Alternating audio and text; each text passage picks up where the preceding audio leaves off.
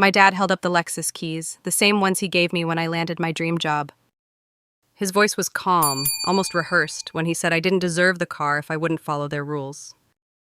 Everyone froze. Even the neighbors across the street stopped talking. I couldn't move. I just watched him walk to the driveway, start the engine, and drive away.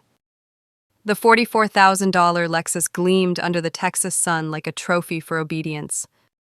For weeks after that, people whispered about me, about how my own parents took my car. I didn't argue, I didn't beg, I just made a promise. Months later, I pulled up in front of their house. Same car, same color, but this time it was mine. They took my keys once, now I hold my own. When people see me now, they see a woman who looks calm, independent, and maybe a little proud. What they don't see is how I learned to measure love in rules, conditions, and silent guilt. I grew up in Dallas, Texas. My parents, Michael and Karen Harrison, weren't bad people. They just believed love had to look like control. My dad worked as an accountant. He saw life like a ledger. Everything needed to add up, even emotions. My mom ran a boutique called June & Conti, and she cared deeply about how things looked. To her, presentation was everything, from the front window display to the way her family smiled at church. I was their good child. I never broke curfew, never talked back, never gave them a reason to feel embarrassed. They used to tell people how lucky they were to have such a respectful daughter. I believed them.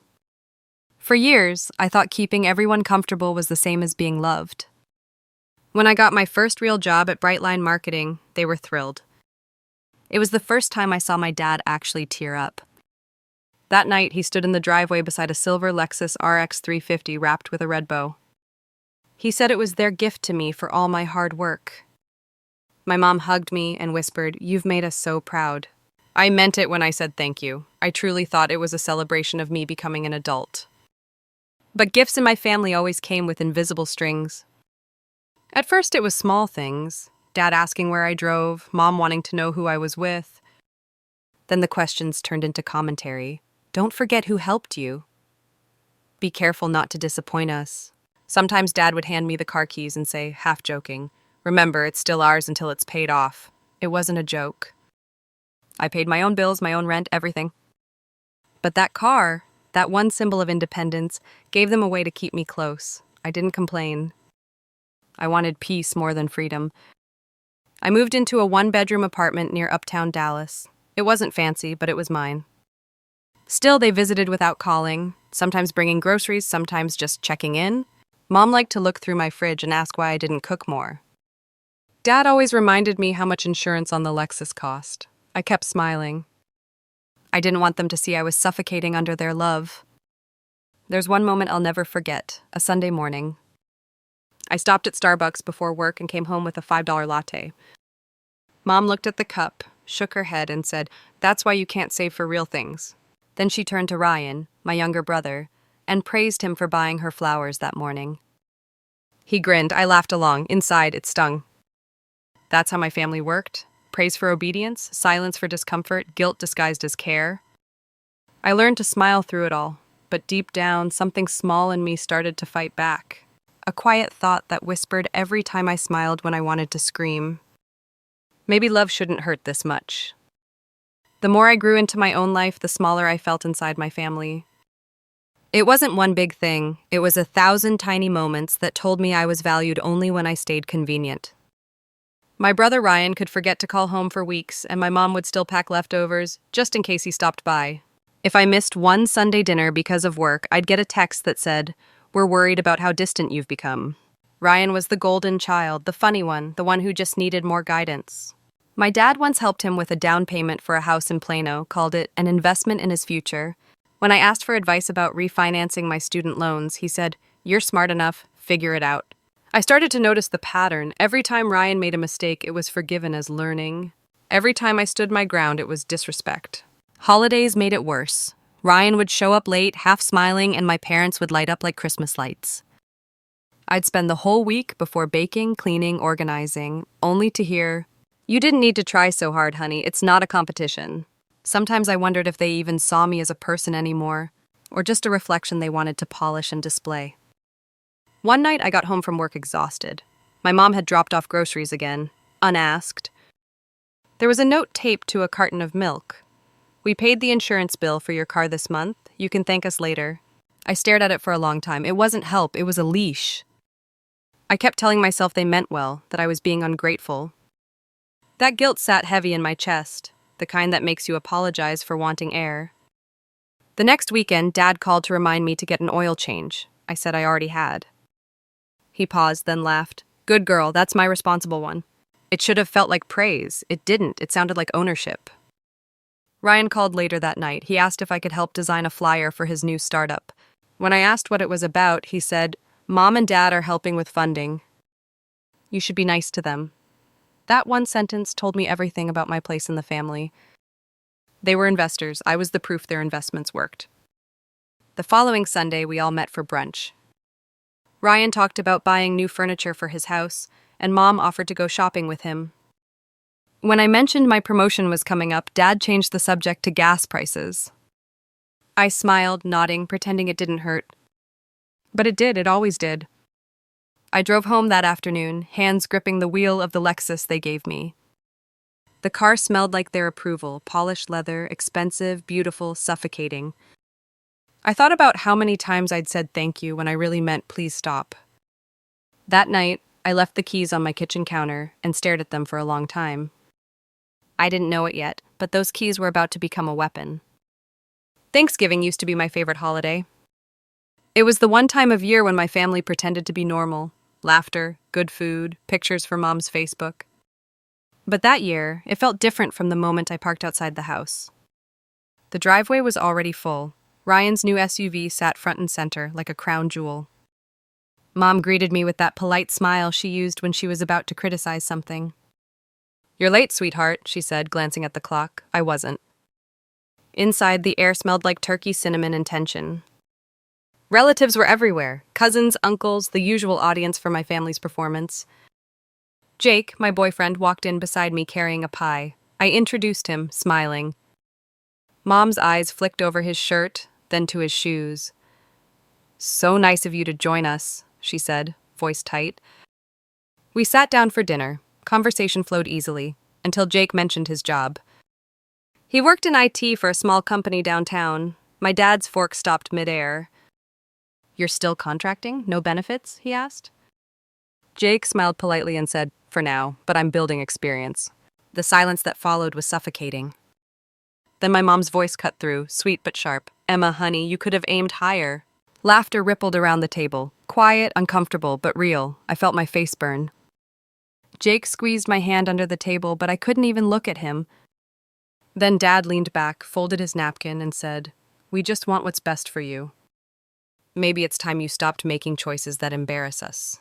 The room went still, my heart thudded in my chest. I heard someone clear their throat, a cousin maybe, trying to break the tension, but Dad wasn't done. He reached into his pocket and held up the car keys, the ones I used every day. If you won't respect this family, he said, voice steady, you don't deserve what this family provides. I froze. For a second, I thought he was joking. He wasn't. Mom looked away. Ryan smirked into his drink. He stood up, walked to the door, and motioned for me to hand over the keys. Every eye in that room turned toward me. My body felt numb. I set the keys on the table without saying a word. The sound they made when they hit the wood, soft, metallic, echoed in my head like a gunshot. Dad picked them up, slipped on his coat, and left. The front door closed behind him with the kind of finality that makes your stomach drop. Through the window, I watched him drive away in my car, taillights glowing red against the dark. Nobody said a word. Forks lay still. The turkey went cold. Jake reached for my hand, whispered, Let's go. I nodded, my throat too tight to speak. As we walked out, I heard my aunt whisper to someone, She should have known better. That night, I sat in Jake's car, staring out the window while the city lights blurred by. My reflection looked calm, but inside I was shaking. They hadn't just taken the car. They'd taken the last piece of respect I had for them. And I didn't know it yet, but that humiliation, that single public moment, would be the last time they'd ever have that kind of power over me. The next morning, I woke up in Jake's apartment with the smell of burnt coffee and silence. Neither of us said much. The night before still hung in the air like smoke. He tried to make me breakfast, but the eggs burned and we both laughed. A tired, broken laugh. I told him I was fine. He didn't believe me. For days after Thanksgiving, my phone wouldn't stop buzzing, missed calls from Mom. A few texts from Dad, short, cold, factual. We'll discuss the car later. You need to think about what you did. I didn't reply. There wasn't anything left to say. I went back to work on Monday, pretending nothing happened. Smiled at my coworkers, typed emails, sat through meetings, all while my chest felt like it was being squeezed by invisible hands. Every time I saw a Lexus on the street, my stomach turned. The first time I had to take the bus to work, it rained. Dallas rain isn't soft. It hits sideways, hard and cold. My shoes were soaked by the time I got to the office. I kept my head down, told myself it was temporary, that I was stronger than this. People at work noticed the change. One coworker said, "Didn't you used to drive that silver SUV?" I smiled and said, "Long story." That became my new favorite answer. At night, I stayed late in the office. It wasn't about the workload, it was about avoiding the quiet. My apartment felt too still, too full of memories of my parents' visits, their voices echoing in the corners. Jake offered to drive me for a while, but I refused. I didn't want to owe anyone anything ever again. Mom eventually stopped calling. When she did text, it was always something like, "We still love you, but you need to apologize." I never did. Instead, I started walking more. I'd grab a cheap latte, listen to music, and imagine a different version of my life. One where I wasn't the product of someone else's expectations. One Friday night, I was leaving work late when I saw a message on my phone. It was from Dad. "You've made your point. Let's talk about getting you another car," under our name. I stared at the screen, laughed quietly, then deleted it. The bus ride home was long and crowded. I pressed my forehead against the window and watched the city lights smear into gold streaks. Somewhere between downtown and my stop, a thought settled deep in my chest, heavier than shame, lighter than anger. I didn't want their replacement. I didn't want their version of love. I wanted mine. So I started saving every extra dollar. I skipped brunches, sold old clothes, took freelance design projects at night. I didn't tell anyone what I was doing. Jake asked once, "Are you sure you're okay?" I said, "No, but I will be." For the first time, I meant it. I didn't know it yet, but that small choice to keep moving quietly would be the start of everything that came next. Because revenge doesn't always start with anger. Sometimes it starts with silence. By December, the silence between me and my parents had stretched into something solid. I stopped checking my phone for their messages, stopped wondering if they missed me. Instead, I started counting days by what I could control. Hours worked, money saved, small goals that belonged only to me. Work became my shelter. I arrived early, stayed late, volunteered for projects no one wanted. My boss, Lisa Chen, noticed. One night, she walked by my desk after 9 p.m., holding her coat. "You're still here?" she asked. I smiled and said, "Just catching up." She nodded. "Keep it up. People notice." I didn't realize how much that sentence meant until the morning everything changed. It was a Friday, cold, quiet, and too early for emails, but there it was in my inbox. Subject, promotion offer, senior marketing associate. I read it 3 times before I could breathe. My hands shook. I walked to the bathroom, locked the door, and cried. Not because I was happy, but because I'd done it alone. That weekend, I took myself to a diner. I ordered pancakes, coffee, and sat by the window watching the rain. For the first time, I didn't feel like I had to earn anyone's approval to enjoy something simple. A week later, I found a used Toyota Camry online, clean, gray, a little old but reliable. I met the seller, paid cash, signed the papers myself. When he handed me the keys, I almost didn't take them. My fingers trembled. It felt like holding freedom. Driving home in that car was nothing like the Lexus. No fancy leather, no luxury smell, just the hum of an engine I owned. The windows squeaked a little when I rolled them down. I didn't care. It was mine.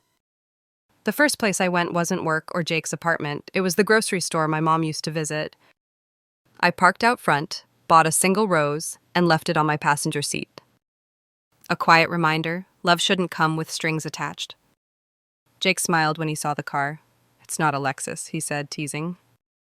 I laughed. Exactly. My life didn't magically fix itself overnight.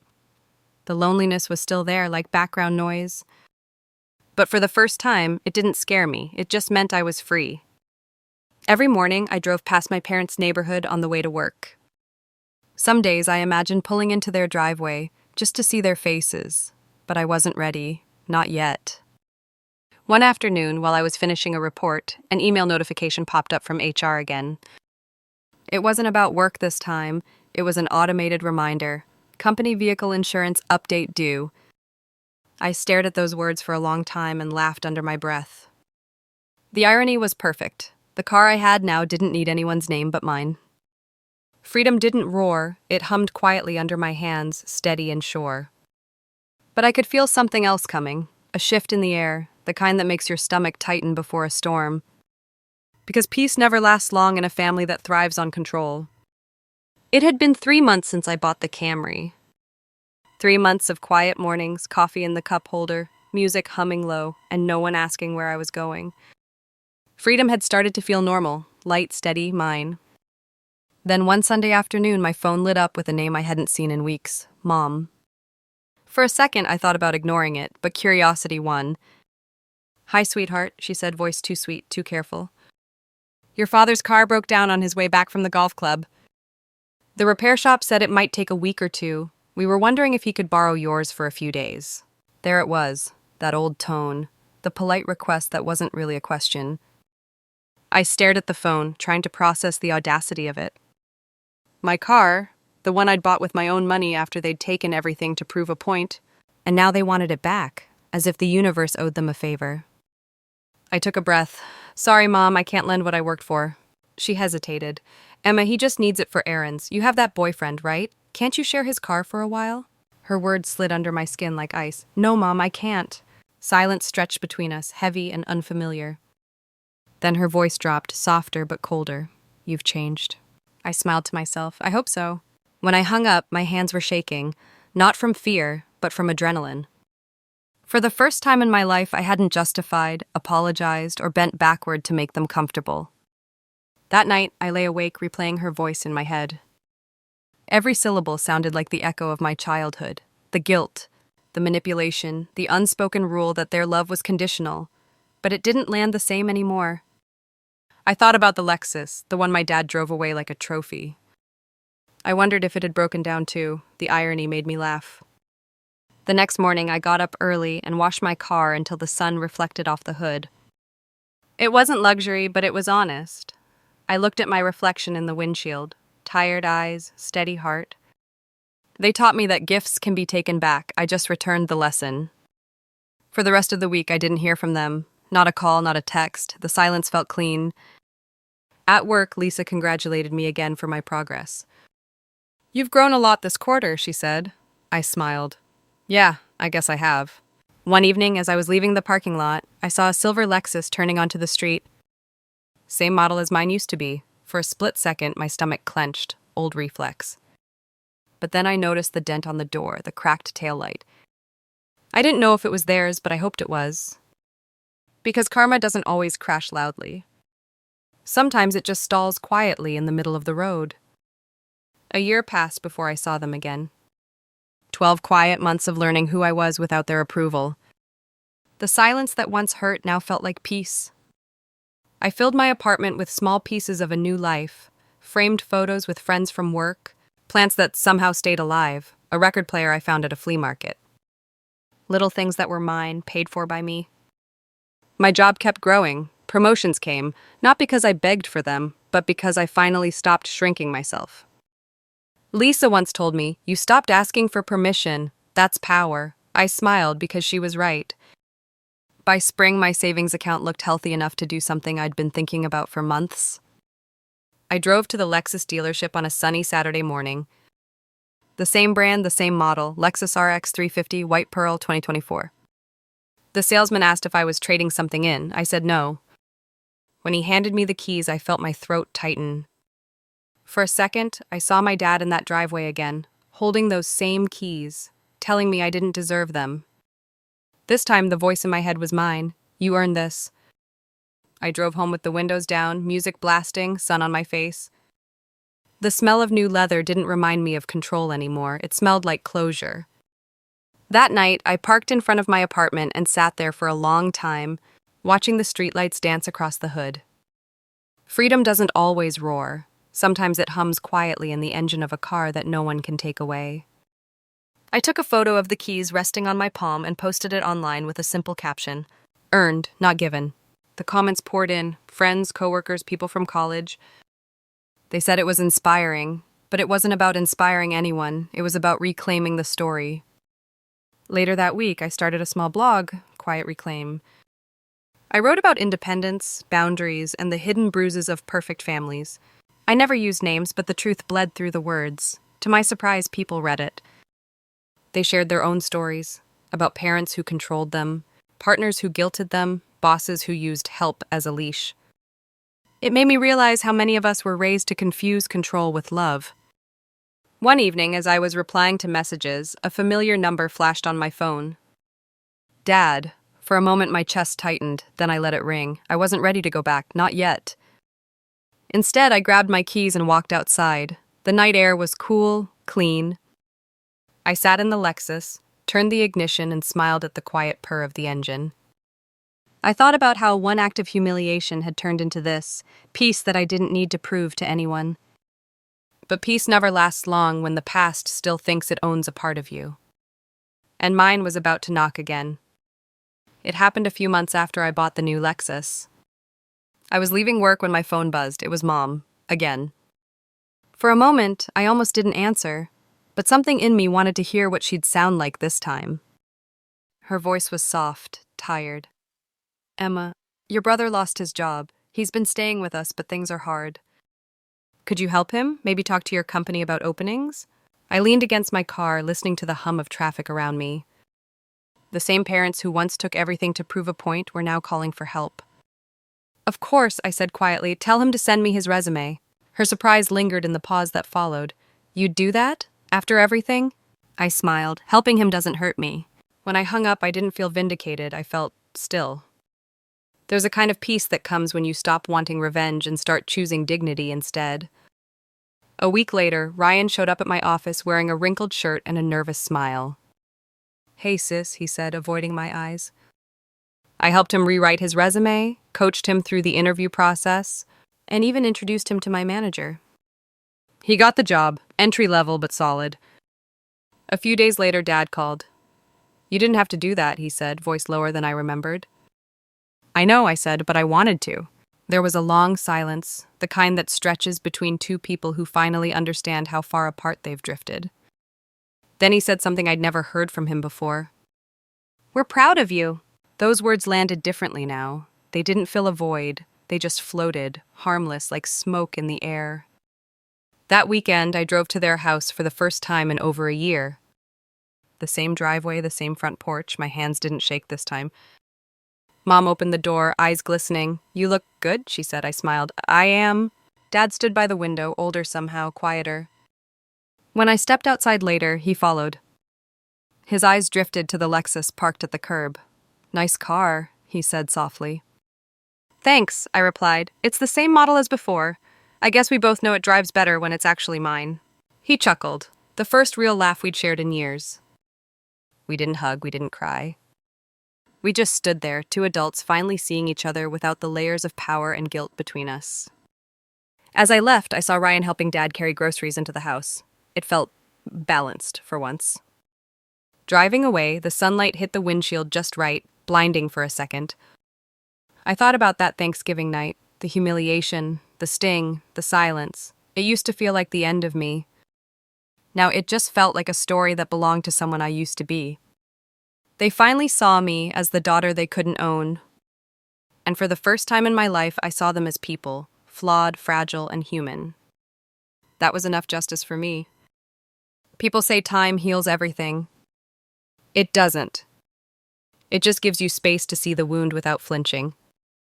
When I look back now, I don't see villains. I see patterns, cycles of pride, fear, and love twisted into something that looked like control. My parents didn't wake up one morning and decide to hurt me. They just never learned how to love without ownership. And maybe I never learned how to exist without their approval, until I had to. There are moments that still sting, like walking past a family at a restaurant and hearing a dad say, "We're proud of you, kiddo," and realizing I never heard those words without a price tag attached. Or when someone offers to help me, and my first instinct is to say no, because I still equate kindness with debt. But healing isn't about pretending it didn't happen, it's about recognizing that you survived it. For years, I believed my worth depended on how small I could make myself to fit inside someone else's expectations. Every choice I made was filtered through a single question: will this make them proud of me? Now I ask something different: will this make me proud of myself? The answer isn't always easy. Freedom isn't a constant high. Sometimes it's boring, sometimes it's lonely. But even on the quietest nights, it's still better than that old ache of pleasing everyone but me. There are things I've started to love again: driving, mornings, silence. I make my own coffee, not to save money, but because I like the smell filling the apartment I pay for. I buy flowers for myself on Fridays. It's not rebellion anymore, it's self-respect in bloom.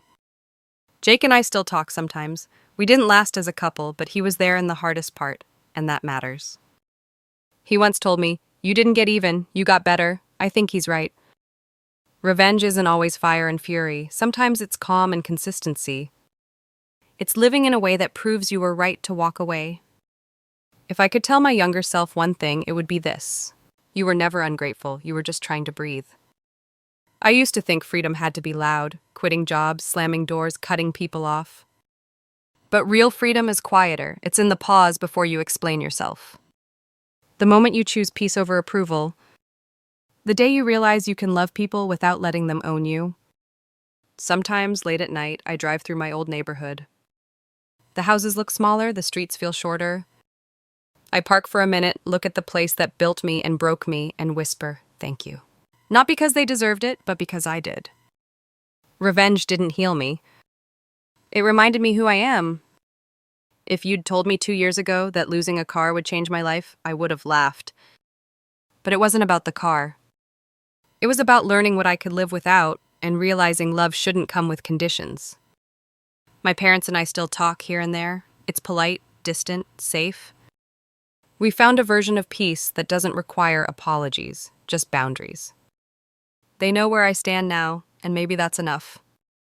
Sometimes I catch my dad's messages on social media, photos of him washing his old car, smiling. Mom posts new arrivals at her boutique with captions about family. I don't comment, but I see them. The part of me that used to ache for their approval now just hopes they're okay. Because that's what growth feels like. Not revenge, not triumph, just quiet understanding. I still drive the Lexus, same model, same color. But every time I touch the steering wheel, I remember that afternoon on the driveway, his voice, my silence, the lesson. They took my keys once. Now I hold my own. Some days the road feels long and lonely, other days it feels endless in the best way. Freedom isn't always loud. It's the calm after the storm, the hum of an engine that belongs only to you. If this story sounds familiar, maybe it's because you've lived your own version of it. Maybe not with a car, but with someone who made you feel small for wanting to stand on your own. Maybe you've learned that love without respect is just control dressed up as care. And maybe, like me, you're still figuring out what freedom really means. If that's you, keep going. You don't owe anyone an apology for wanting peace. You don't have to earn your worth by staying quiet. Revenge doesn't always look like payback. Sometimes it looks like rebuilding. It looks like driving forward and not looking in the rearview mirror for permission to exist. I used to think strength meant fighting back. Now I know strength means staying soft and still choosing yourself anyway.